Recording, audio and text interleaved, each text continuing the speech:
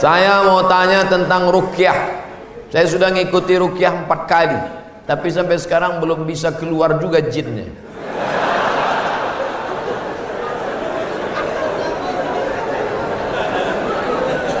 Nanti pergi ke Pekanbaru, mana tahu hari libur, di belakang Hotel Premier ada Masjid Al-Falah. Ini nomornya, catat. Mana tahu ke Pekanbaru. Mungkin sama Ustadz ini jin itu tak takut, yang ini dia takut. Catat nomornya. Ketua Asosiasi Ruqyah Indonesia Provinsi Riau Daratan. Namanya Ustadz Saifullah.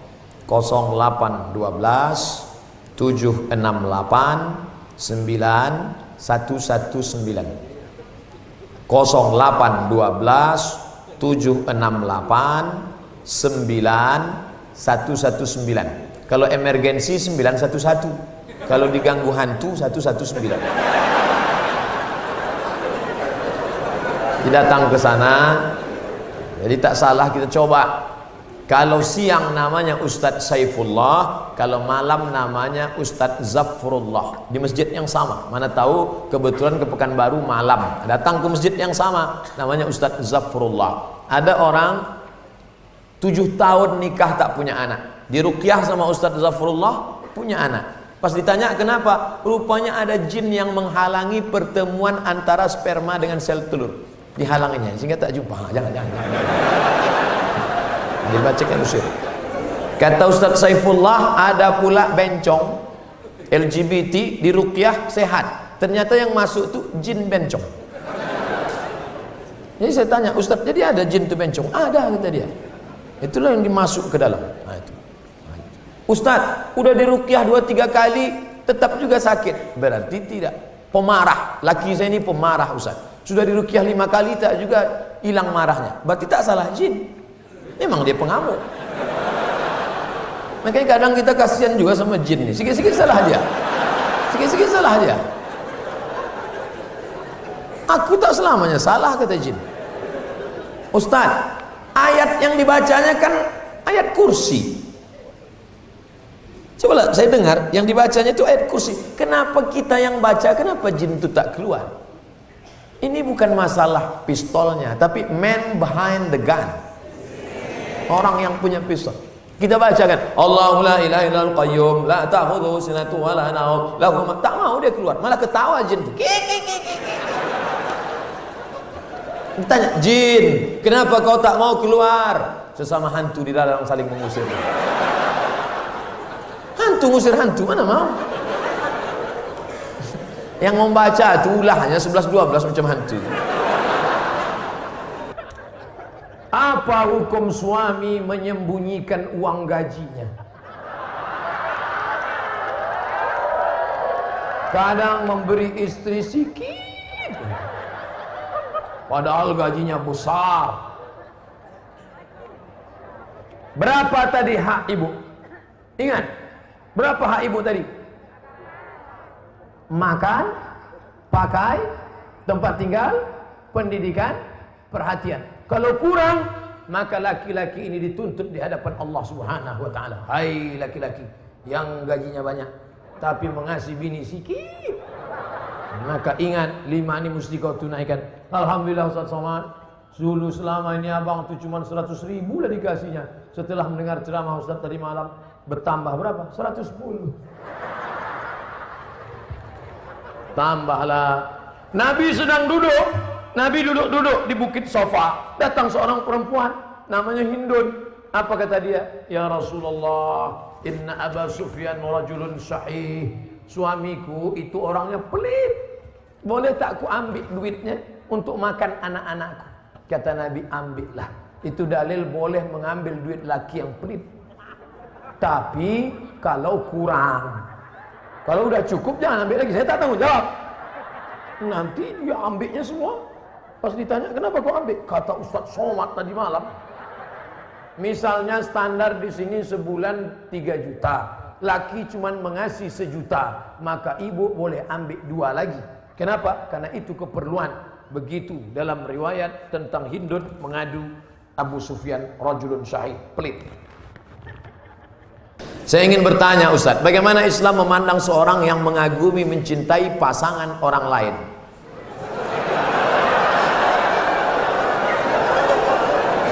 Bagaimana pula jika orang itu memiliki perasaan yang sama dengan kita?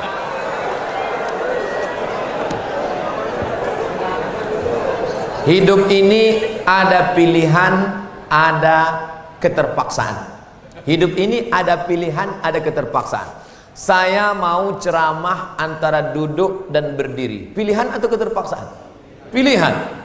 Ustadz mau duduk atau berdiri? Saya pilih berdiri. Kenapa Ustadz pilih berdiri? Menunjukkan bahwa saya masih muda, masih sehat. Antara minum atau tidak minum. Pilihan atau keterpaksaan? Pilihan. Minum atau tidak terserah saya. Mau saya minum, mau tidak. Itu pilihan saya. Nah, masalah cinta. Cinta itu pilihan atau keterpaksaan? Cinta tidak pilihan. Cinta adalah keterpaksaan. Oleh sebab itu maka kadang kita tengok orang ganteng bininya buruk. Kenapa? Terpaksa. Cinta tak bisa memilih. Ketika dia rasional, dia tidak cinta. Maka ketika kita senang dengan orang, kadang kita pun tak tahu alasannya. Kenapa kita tiba-tiba senang dengan orang? Nah, cinta tidak bisa memilih. Ketika kita suka dengan orang, apakah kita berdosa? Tidak. Karena rasa itu ada tumbuh di dalam. Suka tidak berdosa. Ketika dia berubah menjadi action, baru berdosa. Suka kita dengan orang, tak dosa. Tapi ketika kita dekati, minta nomor HP-nya, baru dosa. Lalu cinta itu apa? Cinta kepada anak gadis orang belum menikah, kita bisa nikahi dia. Yang jadi masalah bagaimana kalau cinta sama bini orang? Oleh sebab itu maka rasa itu mesti dibuang. Karena dia adalah bagian dari ujian. Ujian. Jangan dipeturutkan. Dipeturutkan, didekati, apalagi sekantor. Witing trisno jalaran suko kulino. Kita tumbuh hanya sering kena. Berawal dari 6. Pertama, nazratun, pandangan. Setelah lama memandang, fabtisamun, senyum. Setelah senyum, fasalamun, selamat pagi, good morning. Setelah salam, fakalamun, kerja di mana? Di BP, sekantor ya. Setelah fakalamun, famau'idun, janjian. Bisa ketemu kita nanti siang? Oke.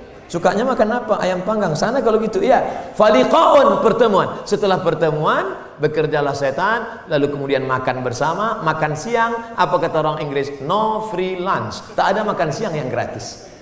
Akhirnya terjadilah apa yang terjadi. Maka kalau ada bibit-bibit itu terasa di dalam, tekanlah dia, jangan lagi pandang, jangan diperturutkan. Itulah nilai jihad. Bukan jihad berdarah-darah melawan Belanda, tapi jihad hawa nafsu yang justru jauh lebih besar. Melawan meriam Belanda banyak orang tahan, meriam Belina payah. Bagaimana hukum kita sholat berjamaah di suatu lapangan, terus sopnya putus-putus? Mohon penjelasannya Pak Ustaz. Sawus sufuf, luruskan sop. Fa inna taswiyatas sufu min tamamis sholah. Lurusnya sop bagian dari kesempurnaan.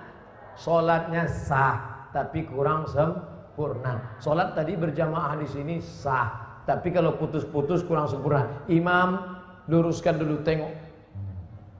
Saya sholat di Masjid Istiqomah di Bengkalis. Apa kata imam? Luruskan sholat, matikan HP.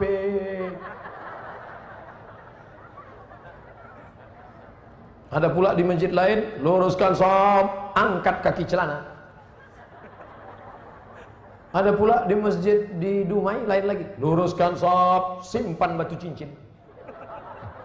Saya tanya, Pak Imam, kenapa lain ini? Iya Pak Ustaz, batu cincin ini membuat orang tak khusyuk. Waktu tasyahud tengok, sudah deh ini. Tapi tiga-tiganya sepakat bahwa luruskan sop. Cara meluruskan sop itu Pak Ustaz, ujung kaki di ujung tumit, ujung kaki di ujung sop. Kiblatnya ke sana. Ini ujung sajadah tumit. Nah, tumitnya yang rata. Takut pula terlentang. Tumit. Jadi yang rata itu tumitnya.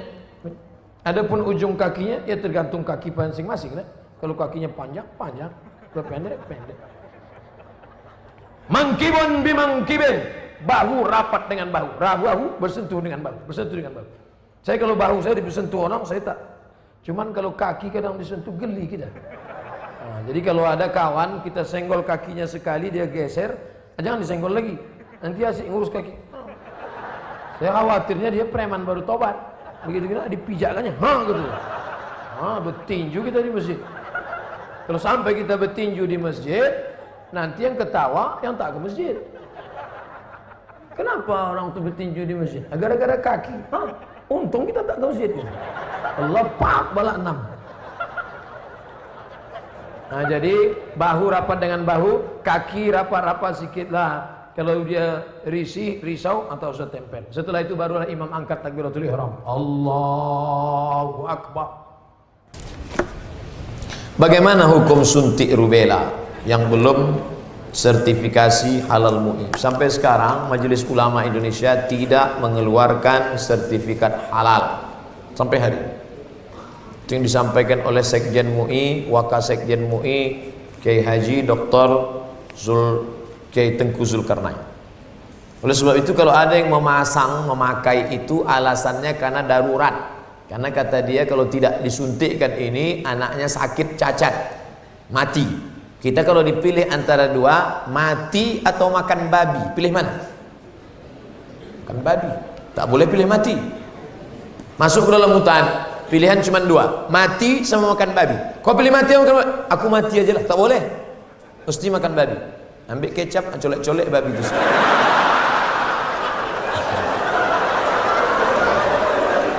Tak boleh pilih mati. Nah, jadi kalau bapak ibu takut anak itu cacat, sakit, dipakainya hukum darurat itu. Ustadz Somad, saya tanya emak saya ini orang kampung. Mak, aku dulu waktu kecil ada disuntik cacar, suntik ini. Enggak, kau dari kecil tak pernah disuntik. Asal datang dokter puskesmas, kularikan kau ke hutan. Sampai sekarang saya hidup, tak ada sakit. Pernah ada trapel ngajak saya umroh. Ustadz, kapan Ustadz ada kosong mau suntik? Kalau kalian mau berangkat, berangkat. Tapi aku terus terang tak bisa suntik. Kalau tak dapat visa Pak Ustadz, saya tak berangkat. Sampai hari H saya tak suntik. Tak bagaimana ceritanya mereka dapat visa, berangkat. Katanya kalau tak suntik sakit mati. Tak mati. Tapi ini tak bisa jadi hukum. Saya tak mati, yang mendoakan saya banyak. Nah, sebanyak ini mendoakan. Mana mumpan kuman-kuman virus-virus? Pak Ustadz, berdosa tak kita memarahi ibu? Alasannya ibu keluar rumah tak menggunakan hijab. Oh, tak boleh nak. Mentang-mentang kau sudah pengajian, lalu kau panggil emakmu, mak sini sebentar. Assalamualaikum warahmatullah. Neraka jahanam. Bukan begitu caranya. Wa in jahadaka ala an tusyrika bima laysa laka bihi ilmun. Kalau emak bapakmu memaksamu untuk mempersekutukan aku, fala tuti'huma, jangan kau patuhi dia. Tapi untuk melawan tetap tak boleh. Wa sahibhuma fid dunya ma'rufa, tetaplah bergaul dengan jangan kalian yang menasihati dia. Datangi Pak Wan, datangi Pak Bupati, datangi Pak Wabu. Pak, bisa tak Bapak nasihati mak saya? Mak saya ini takut sama bapak. Nah, panggil Pak Bupati, Bu, sini. Ibu, kenapa tak juga begitu? Iya Pak, insya Allah saya begitu. Gitu. Jadi mulutnya mulut mereka, pesannya dari kita. Jangan kita ngomong. Kita sebagai anak tidak pernah bersar di hadapan orang tua kita. Saya, Abdul Somad LCMA, penceramah, tapi di depan mak saya, alah kau udah kecil. Ibu tak pernah melihat anaknya itu besar. Anak itu tetaplah anak kecil yang dulu dia gendong-gendong. Maka pakai lidah orang lain. Cari tokoh-tokoh adat, tokoh lembaga adat Melayu, nenek mama, tokoh masyarakat. Datuk, bisa tak Datuk nasihati? Nenek, bisa tak nasihati emak saya belum berjilbab? Aku pun tak berjilbab juga. Apa hukum orang yang mampu beli mobil tapi minyaknya pakai subsidi premium? Ini nyindir saya nampaknya. Janganlah main sindir-sindir. Kalau mau turun saya baru tanya langsung. Berat menjawabnya ini. Kita bandingkan dengan negara lain, bagaimana harga minyak, bagaimana hebatnya negeri kita, gemah ripah, loh jenawi, tongkat dan batu jadi tanaman, untayan zamrud, katulistiwa di bawah minyak, di atas minyak. Bagaimana nasib saudara kita di Anambas yang begitu kaya dan hebat, tapi 24 jam saya di sana, HP saya tak berbunyi sama sekali. Nah, ini kan luar biasa. Oleh sebab itu pengaturan minyak, subsidi segala macam, mudah-mudahan ke depan pemerintah lebih baik insyaallah. Ini hak kita sebagai warga negara. Mestinya kita ini, kalau dilihatlah minyak kita dengan gas kita, dengan batu bara kita, dengan negeri terkaya di dunia, tak ada apa-apanya Brunei Darussalam. Ustaz, apa hukumnya membawa HP ke toilet? Misalnya main game.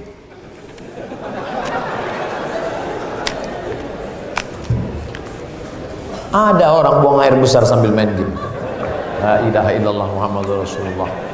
Fokus sajalah di satu pekerjaan. Tak usah lain-lain. Pak Ustadz, saya mau nanya, apakah orang yang bertato itu tidak diterima sholatnya? Ada orang pakai tato, apa tulisan tatonya? Orang yang bertato tidak diterima sholatnya.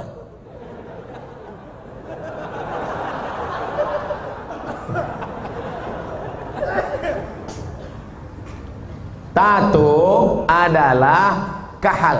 Kahal adalah celah yang dimasukkan ke dalam kulit dengan cara dilobangi, dimasukkan kahal. Itu tato zaman jadul.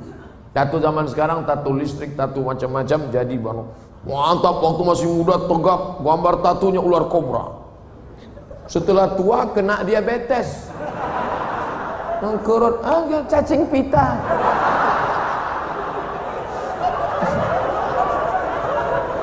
Sebelah kanan gambar burung gagak yang sedang ingin terbang menangkap serigala.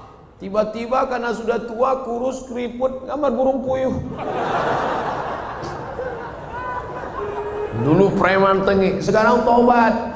Nah, apakah setelah tobat dia perlu menyetrika tatunya? Tobat, sekarang ada cacing pita, mau disetrika lurus. Maka saudara-saudaraku yang sudah bertato tidak perlu menyetrika tatonya, wuduknya sah, air wuduknya masuk, sudah dikaji oleh para ulama, tidak perlu membuang tatonya. Hanya saja kalian yang dulu mantan-mantan petato perlu membuat komunitas tato tobat, KTT. Disangka orang konferensi tingkat tinggi. Ternyata komunitas tato tobat. Yang nggak punya tato nggak boleh masuk. Ada yang tatonya seperti Yakuza, ada bertato semua, ada sebelah mukanya tato semua isi. Tiba-tiba ada satu pesertanya nggak punya tato. Loh, sampean nggak ada tato kok bisa ikut? Ternyata tatonya cuma satu tai lalat. Dulu pengen jadi Rano Karno, nggak jadi. Dulu sama-sama dulu kan ada anak-anak muda ingin jadi Rano Karno, disuntik, ambil jarum, tusuk, kasih spidol. Ustaz kok tahu? Saya dulu nyoba juga. Nggak jadi. Nah, bagi yang belum punya tato jangan buat tato. 5. La'anallahul wasimat, Allah melaknat yang tukang buat tato. Wal mutasimat, minta buatkan tato. Wal mutanammisat, yang mencabut. Ini alis atau bulu mata? Alis, mencabut alis. Ini jangan dicabut. Ini mau nikah, wah dicabut, cabut. Gak mempan cabut, dicukur. Hilang. Tukang buat tato, minta buatkan tato, mencabut bulu mata, alis mata. Wal mutafallijat, mengotak-atik gigi. Gigi sudah bagus, dia otak-atik, kecuali giginya memang gak wajar. Setiap melihat dia senyum, pingsan 3 orang.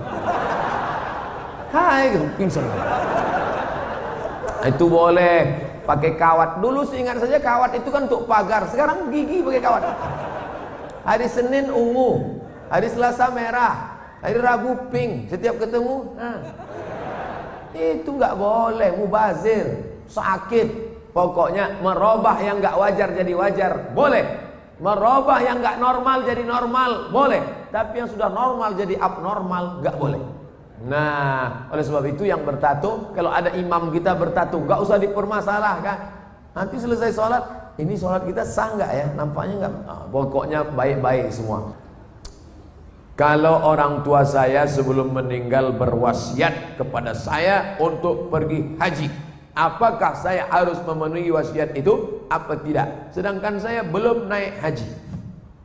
Bagaimana balasan? Dia wasiat haji gini. Duh, iki ono uang 50 juta. Nanti kalau saya meninggal, kamu harus menghajikan saya.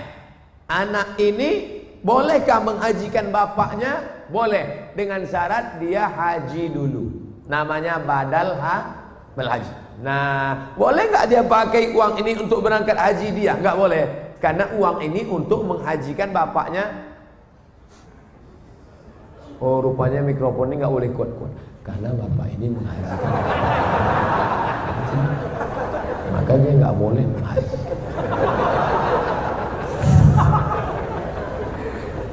Jadi dia harus haji dulu, baru dia bisa menghajikan bapaknya. Dalilnya mana? Labbaik Allahumma subruma, labbaik Allahumma subruma. Aku menghajikan subruma, aku menghajikan subruma. Sampean kenes dulu. Come here for a moment. Sini sebentar. Kamu tadi menghajikan siapa? Menghajikan Subruma. Subruma itu siapa? Sedulurku. Aku menghajikan Subruma. Sampean wis haji apa ora? Urung. Haji dulu dirimu, baru hajikan orang lain. Nah, kebetulan nanti anaknya dapat uang, dia berangkat haji, bawa uang almarhum yang 50 juta tadi. Kebetulan nanti di Makkah ketemu mahasiswa dari Semarang, anak KSW, kekeluargaan Wali Songo. Di Mesir, kalau anak Jawa Tengah itu nama persatuannya KSW, kekeluargaan mahasiswa Wali Songo. Kalau kami anak Riau namanya KSMR, kelompok studi mahasiswa Riau. Ustaz kok tahu? Kami dulu tetangga di Kairo. Kami di atas anak Riau, di bawah anak KSW, kawan akrab. Nah, tanya dia, sampean dari mana? Dari Kairo, sedang haji ya? Iya, rumahnya di mana? Di Semarang. Oh, ketepatan, saya mau membadalkan haji bapak saya. Lihat dulu mana KTP-nya, betulkah belajar dari Al-Azhar? Jangan sampai ngaku-ngaku bohong. Lalu kemudian serahkan, ini badal haji untuk bapak saya. Maka hajinya sah.